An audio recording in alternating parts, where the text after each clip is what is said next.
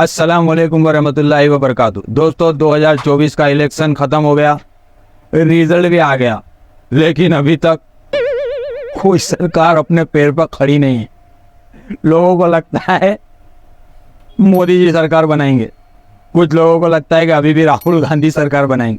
दोस्तों वीडियो शुरू करने से पहले आपको मैं गारंटी देता हूँ, वीडियो पूरी देखिएगा, बहुत मजा आने वाला है। आज मैं कोई सीरियस मूड में नहीं हूँ, आज मुझे थोड़ी मस्ती करना है आपके साथ। दोस्तों बने रहिएगा। और जो नया है मेरे चैनल पे, भाई मैं सीरियस वीडियो बनाता हूँ अपनी कौम के ऊपर, तो आप ये समझ के मुझे सब्सक्राइब करोगे, मैं ऐसे ही आपके सामने कॉमेडी या एंटरटेनमेंट के लिए कोई वीडियो बनाऊंगा, तो ऐसा नहीं है। आप प्लीज़ मेरे चैनल पे सब्सक्राइब मत करिएगा, ये मूड के ऊपर है। इस बार मैं ये वीडियो इसलिए बना रहा हूँ कि 2024 के इलेक्शन में भाई पर्सनली तौर पर मुझे बड़ा मजा है। लोगों की तड़प, लोगों की वो 400 हमें राशन नहीं चाहिए, हमें 405 चाहिए। भाई मैं इसके लिए वीडियो बना रहा हूँ, तो दोबारा ये शायद वीडियो ना बने, तो मुझे ये वीडियो देखकर जज मत करिएगा।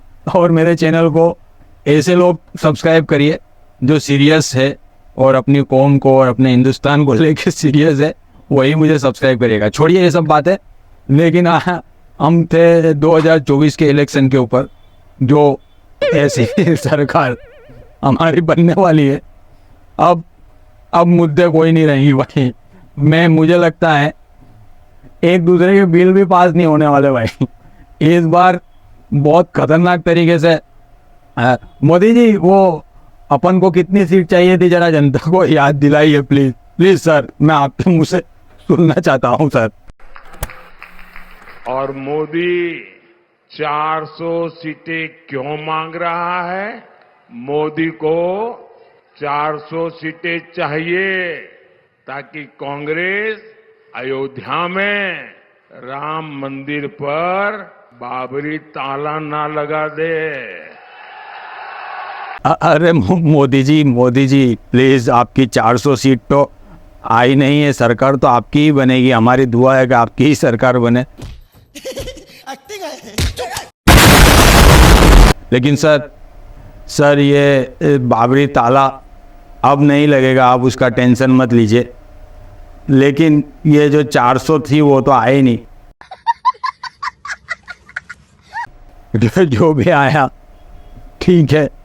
रवीश सर थोड़ा आप भी कुछ कहिए ना। रवीश सर ये 400 पार मुझे समझ में नहीं आया, मैं अनपढ़ आदमी हूँ, आप थोड़ा लाइट डाल दीजिए sir. Ravish sir please. Ayodhya की हार से बीजेपी बौखला सकती है, इससे बड़ा झटका क्या हो सकता है? बीजेपी को पता है कि अयोध्या की हार का क्या मतलब है, लेकिन जनता को भी पता है कि अयोध्या में बीजेपी की हार क्यों हुई। वहां की आम जनता को यह बात चुभ गई कि मंदिर बनाया ठीक, लेकिन राम को लाने वाले ये कौन होते हैं? राम तो हम सबको लाए हैं, ये कौन है जो कह रहे हैं हम राम को लाए हैं? तो इनको भेज दिया गया अयोध्या से। रवि सर आपने बात तो यार बहुत पते की कही कि राम को एक इंसान कैसे ला सकता है। दोस्तों ये सोचने वाली बात है कि भाई राम सबको लाए हैं। राम को अगर कोई भगवान मानता है तो भगवान ही इंसान को दुनिया में लाए, ना कि इंसान भगवान को लाए। ये तो मुझे भी गलत लगा, ऐसा तो नहीं बोलना चाहिए। चलो खैर छोड़िए। लेकिन यार ये रवीश कुमार जो है, ये तो हमेशा मोदी जी और योगी जी का दुश्मन रहा है। मुझे पता है वक्त यही सोचेंगे कि ये उसी से बुलवा रहा है जो कि इनका आदमी बीजेपी एंटी बीजेपी है। तो मैं नाइंसाफी वक्तों के साथ नहीं होने देना चाहता हूँ, क्योंकि कहीं ना कहीं हमारे अंड भक्त बड़े परेशान है उनके 400 पार ना होने पर। तो क्यों ना इनके ही कोई जर्नलिस्ट को पूछा जाए, क्या कहते हो? पूछे तो सुधीर चौधरी जी, आप क्या कहते हो इस इलेक्शन में क्यों 400 पार नहीं हो पाया? सच बताना इस बार। देखिए आपके ऊपर भी बड़ी जिम्मेदारी है, आप भी एक जिम्मेदार आदमी है यार। तो आप भी ये बताइए कि इस बार इलेक्शन में इतना बड़ा पलट फेर कैसे हो गया इतनी मेहनत के बाद? सच बताइएगा, बिल्कुल भी झूठ इस बार नहीं चलेगा, मैं बता देता हूँ आपको। हाँ बताइए। नया जो सबक है वो ये है कि हिंदुत्व के मुद्दे पर अब हिंदुस्तान में चुनाव नहीं जीते जा सकते और ये बात बीजेपी को अब समझ लेनी चाहिए। यहां हम हमारे मुस्लिम भाइयों और बहनों की भी बहुत आज तारीफ करना चाहेंगे, जो लोकतंत्र के सच्चे सिपाही बनकर आए। और लोकतंत्र तब पूर्ण होता है जब उस लोकतंत्र में लोग वोट डालते हैं, अपना कर्तव्य निभाते हैं, चाहे किसी को भी डालें। और मुस्लिम मतदाताओं ने इस लोकतंत्र में अपनी जिम्मेदारी और कर्तव्य निभाकर शानदार काम किया है और उन्होंने जो भी उनका फैसला रहा होगा, उन्होंने ये बता दिया कि वो क्या चाहते हैं। और यही लोकतंत्र की खूबसूरती है। अगर राम मंदिर और हिंदुत्व का मुद्दा इस बार नहीं चला तो इसके लिए मुस्लिम मतदाताओं को दोष देना पूरी तरह से गलत होगा। सच्चाई तो यह है कि अब सिर्फ हिंदुत्व के मुद्दे से ही चुनाव नहीं जीते जा सकते। राम मंदिर के मुद्दे पर, राष्ट्रवाद के मुद्दे पर और हिंदुत्व के मुद्दे पर बड़ी संख्या में हिंदुओं ने ही वोट नहीं डाला। भाई यहाँ पे क्या हो रहा है?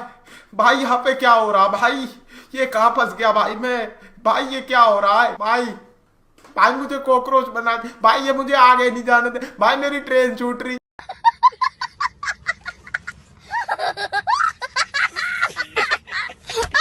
अरे सुधीर भैया, आपकी सीट खतरे में आ जाएगी, इतना सच ना बोलिए और मेरा चैनल भी उड़ा दिया जाएगा। रुकिए रुकिए, आप मैंने सुना आपका भी आप मुसलमानों की भी तारीफ कर रहे थे इस बार कुछ।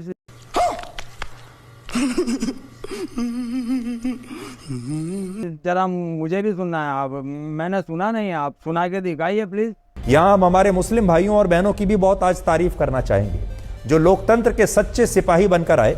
और लोकतंत्र तब पूर्ण होता है जब उस लोकतंत्र में लोग वोट डालते हैं, अपना कर्तव्य निभाते हैं, चाहे किसी को भी डालें। और मुस्लिम मतदाताओं ने इस लोकतंत्र में अपनी जिम्मेदारी और कर्तव्य निभाकर शानदार काम किया है। माँ खराब हो जाएगा, मैं माँ अम्मा बहन पे आ जाऊंगा, मैं इनकी अम्मा बहन पे आ जाऊंगा। अरे बाबा, अच्छा तो ये बात है।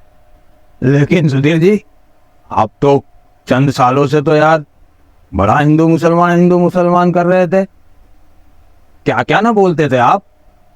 चलो छोड़िए, ये तो जैसे ही 400 पार नहीं हुआ तो शायद आपको लगा होगा कि अब निष्पक्ष पत्रकारिता करनी पड़ेगी, इसलिए आपने शायद बोल दिया होगा। लेकिन दोस्तों, मुझे ये सारी चीजें देखकर ये बड़ा फिक्र हो रही है कि अब जो पिछले सालों से हमने देखा था कि बहुत जबरदस्त तरीके से सरकार चल रही थी और न जाने कैसे कैसे कानून, जीएसटी, नोटबंदी, सीए, एनआरसी या फिर 3 तलाक, ये तमाम ऐसे कानून थे जिसके ऊपर कभी विपक्ष इनको बोला नहीं था। क्यों नहीं बोला था? क्योंकि बीजेपी की सरकार शायद 350, 370 के आसपास सीट लेकर आई थी और बहुमत की सरकार थी, कोई बोलने वाला नहीं था। लेकिन इस बार इन्होंने 240 पे अपनी पारी को समेट लिया और यहाँ पर राहुल बाबा पीछे से चलते चलते कश्मीर से लेके कन्याकुमारी तक आ गए और ऐसा झक्का मारा कि इन्होंने सारी सत्ता का खेला ही पलट दिया। क्या कहते हो राहुल बाबा? एक बार वो आपका वो खटाखट वाला डायलॉग यार मुझे सुनना है यार, मेरी ऑडियंस को भी यार खटाखट वाला राहुल बाबा प्लीज सुना दीजिए। एक बार सुना दीजिए, मजा आ जाएगा मेरी ऑडियंस को। दोस्तों सुनिए ये राहुल बाबा का खटाखट वाला डायलॉग। खटाखट। अरे राहुल बाबा, क्या खटाखट बजा है। लेकिन राहुल बाबा वो जो एक स्मृति ईरानी जो आपको कहा था मैदान तुम चुन लो, हम किसी भी सांसद को उतार देंगे, आप उनको हरा के दिखाएं, उनके मुंह से मुझे एक मर्तबा खटाखट प्लीज खटाखट। अभी बदत है भाई, अभी बदत है।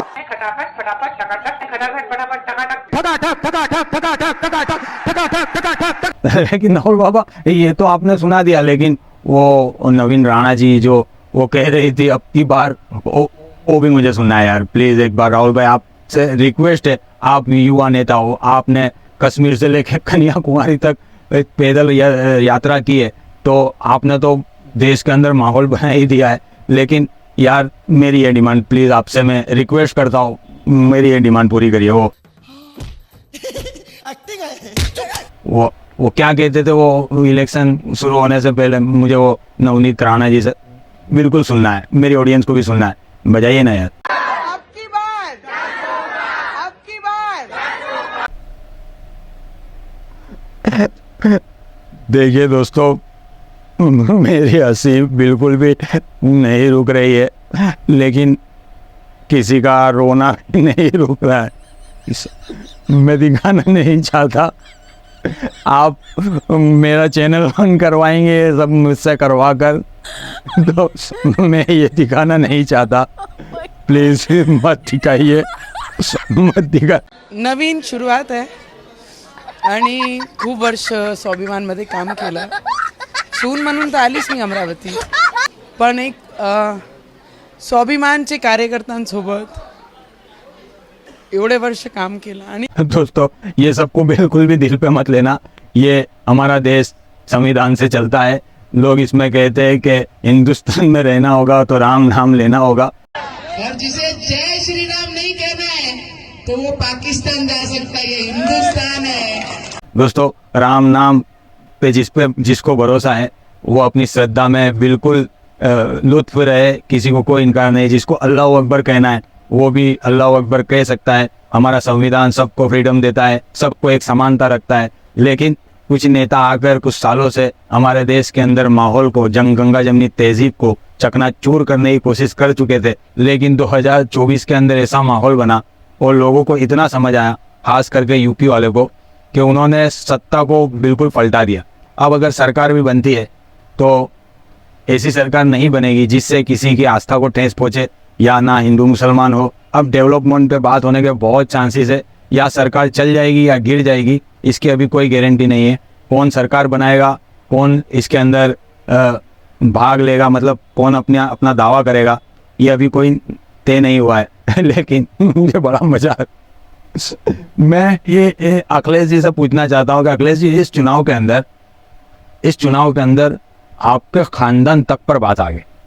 आपके खानदान में से आपने क्या चंद सीटें दे दी, आपके खानदान तक पे बात आ गई अखिलेश जी, तो आप क्या कहना चाहेंगे खानदान? देखिए मैं इसमें मेरा कोई दोष नहीं है, मैं बेकसूर आदमी हूँ, मेरा छोटा मोटा चैनल है जो चल नहीं रहा है। मैं ऐसे ही कोशिश कर रहा हूँ कि किसी तरह मेरा चैनल चल जाए। लेकिन अखिलेश जी मैं कहीं डर रहा हूँ कि अगर आपको दिखा दिया तो मेरा चैनल ना बंद हो जाए। लेकिन खैर ये सब तो होता रहेगा, हम दूसरा चैनल बना लेंगे। लेकिन आज अपनी मन की बात आप कह दीजिए अखिलेश जी, क्या है वो आपके खानदान पर क्यों जाते हैं, मुझे सुनना है। बात खानदान तक पहुंची है तो खानदान बढ़ाने के लिए भी कुछ करना चाहिए।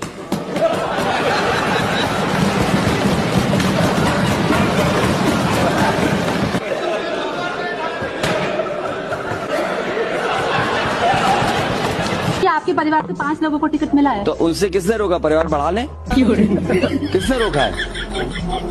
लेकिन अखिलेश सर यार ये तो बड़ी जबरदस्त बात कही कि जब बात खानदान तक आ गई तो खानदान भी बढ़ा लेना चाहिए। चलो ये सारी चीज़ें बोलकर आप लेकिन वो सर मुझे वो देखना है जो आपके यूपी स्टेट के अंदर आजमगढ़ के अंदर से एक कैंडिडेट खड़ा किया गया था, वो दर्शकों को थोड़ा देखना है कौन था आखिर, वो सबको देखना है। दिखाइए ना सर, प्लीज रिक्वेस्ट दिखाइए ना। कोई हमें भी पटा लो, गरीबों की दुआ लगेगी। कैसे नेता है यार हमारे हिंदुस्तान के अंदर। चले छोड़िए, केजरीवाल सर से अब मैं कुछ थोड़ा पूछ लेता हूँ। सर केजरीवाल सर, सब बढ़िया, कुशल मंगल? सर मैंने सुना है यार अंधभक्त यार हमें बहुत गालियां देते हैं हमारे कमेंट में। सर आपको जैसा बताइए ना, जिससे यार ये मुझे गालियां क्यों देते हैं मुझे पता चले यार। मैं बड़ा परेशान हो गया उनकी गालियां सुन सुनकर, और सर कभी कभी तो मुझे इन पर रहम भी आता है।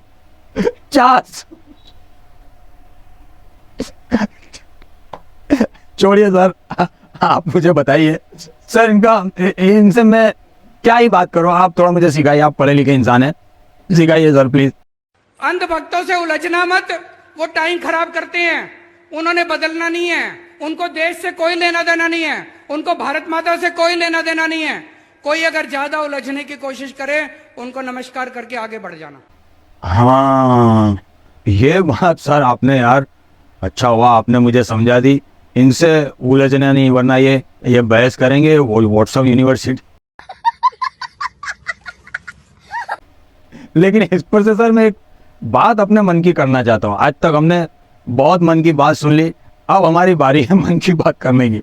यार सर मैं वो पतंग वाले भाई साहब जिनके सामने एक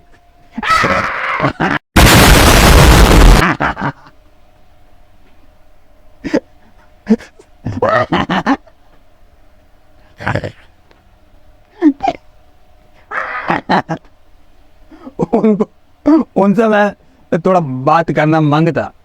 मैडम जी बताइए, आप अगर जीत गई तो हमको क्या देगा? हम आपको क्यों वोट देगा? कि आप हमें उसके बदले में क्या देगा? आप किसके सामने खड़ी थी? आपको ओवैसी कहते हैं उसे, ओवैसी। एक लौता ऐसा सांसद है जो 3-3 लाख वोट से 3-3 लाख वोट से जीतना है यार।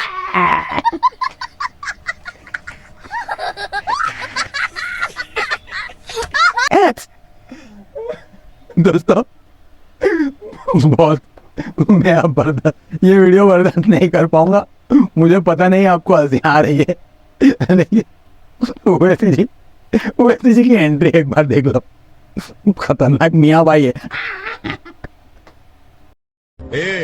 हैदराबाद में 2 ही चीजें फेमस है, एक ईरानी चाय और दूसरा ये भाई।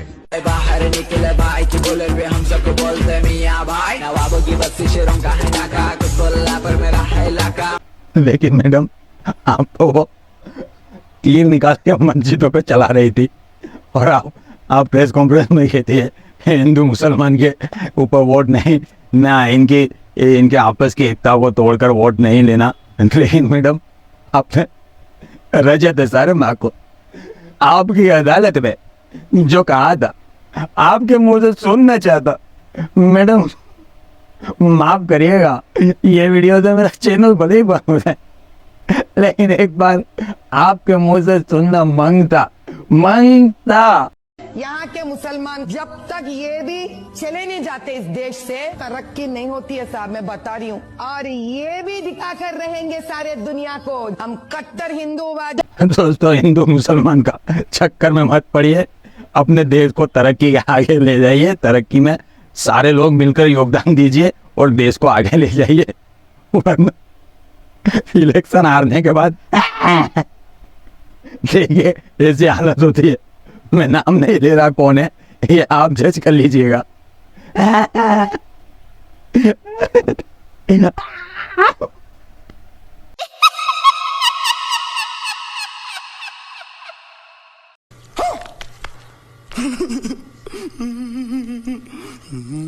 दोस्तों अगर आपके ऐसे हालात आए तो समझदारी ऐसी है कि अपने आप को संभाल कर 2 कदम पीछे लेकर पतली गली पकड़ लेना चाहिए। इन सबों की चक्कर में नहीं पड़ना चाहिए। दोस्तों अब मैं आखिर में चीचा पे बात करता हूँ। अभी चीचा के ऊपर दारो मदार है कि चीचा किसकी तरफ जाएंगे और कौन सरकार बनाएगा। नीतीश सर, चीचा आपसे बड़ी उम्मीद है कि आप एक ऐसी पार्टी चुनेंगे जिससे देश का भला हो, देश अब थोड़ा तरक्की की तरफ चला जाए। तो चीचा आप क्या कहते हो? प्लीज चीचा बिल्कुल भी बिहार के लोगों को मायूस ना करना। आप बता दीजिए आपके दिल में क्या है। जीवन भर हम किसी भी तरह से उन लोगों के साथ फिर नहीं जाएंगे। हम लोग साथ जो पुराने समाजवादी हैं एक साथ रहेंगे और बिहार का तो तरक्की करेंगे ही, देश के उत्थान के लिए भी हम लोग मिल करके काम करेंगे। धन्य हो चिच्चा, कहा साहब अपनी इस बात पर अगर टिक गए ना, सरकार ऐसी है आपकी 14-15 सीटों के लिए ये सारे आपके कदमों में गिरने वाले। सर बहुत सोच समझकर आप अपना डिसीजन लीजिएगा। देश को आपने दुनिया के सामने बोला, जबान पे रहिएगा चिच्चा। इस बात कहीं भी पलटी खाने का नहीं। अब दोस्तों, ये तो नीतीश कुमार सर ने अपने मन की आपको बात बता दी। जब बिहार से दोनों निकले थे, दो दिग्गज नेता, तेजस्वी यादव और नीतीश कुमार, सो उन्होंने एक ही प्लेन के अंदर दिल्ली तक आने का, इलेक्शन के बाद, रिजल्ट के बाद दोनों ने एक ही फ्लाइट पकड़ी, आपस में अपनी बिहारी भाषा में कुछ गुफ्तगू की। उसके बाद ये राहुल पास चले गए और वो मोदी जी के पास चले गए। लेकिन मन की बात किसी ने किसी को नहीं बताया। तेजस्वी जी, आप क्या कहते हो? आपने क्या बात की थी नीतीश सर से एरोप्लेन के अंदर? प्लीज बताइए ना। देखिए, राज ये बहुत दिन तक रहने वाला नहीं है, दुनिया के सामने तो आके ही रहेगा। तेजस्वी जी प्लीज, लालू जी की बड़ी याद आई है। लालू जी, आपको भी मैं लेता हूँ, पहले तेजस्वी जी का हम थोड़ा सा जवाब सुन लेते हैं। तेजस्वी जी बताइए तो। ना हमको मुख्यमंत्री बनना है, ना इनको प्रधानमंत्री बनना है, हम जहां हैं वहां खुश हैं। और पलटू चाचा के बारे में हम क्या बोले?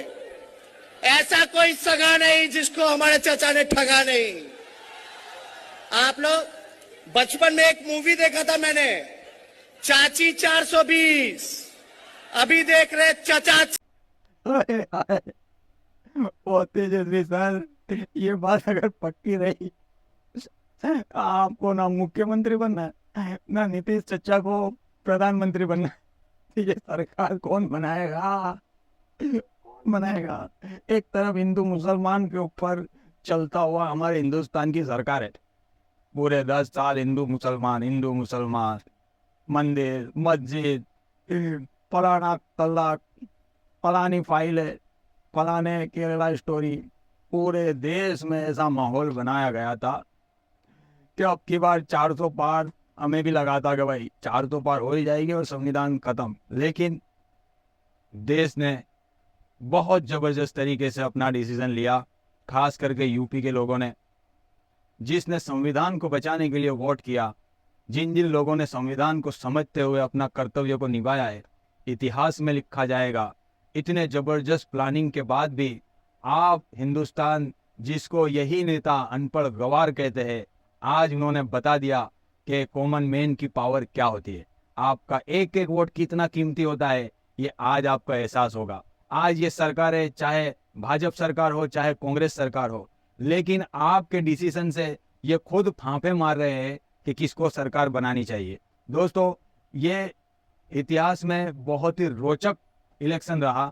ये मेरी वीडियो चाहे लंबी हो जाएगी, लेकिन आप देख लीजिएगा और इसको भी समझ लीजिएगा। मैं ये सारी चीज़ें एक फनी वे में क्यों कहना चाहता हूँ, क्योंकि इस बार ना तो बीजेपी की जीत हुई है, ना कांग्रेस की हार हुई है। दोनों पार्टी बराबर पे है, लेकिन मैं ये कहता हूँ कि इस बार हिंदुस्तान की जीत हुई है, हिंदुस्तान के लोगों की जीत हुई है। अब ना कोई काले कानून खुले तौर पे लगाए जाएंगे, अब ना आपके ऊपर ये नेता इनकी मनमानी करेंगे, ये नेता ना क्राइम करेंगे। दोस्तों, ये जो 5 साल है ये बड़े दिलचस्प रहेंगे। कौन सी सरकार क्या काम करती है, एक दूसरे पर आलोचनाओं के डिगले हो जाएंगे। मेरी बात को लिख के रख लीजिएगा प्लीज। बात चाहे जिसकी सरकार हो, मुझे तो लगता है सरकार ज्यादा दिन टिकेगी भी नहीं। लेकिन राहुल जी, वो एक बार खटाखट प्लीज, ऑडियंस जाते जाते सुनना चाहिए। खटाखट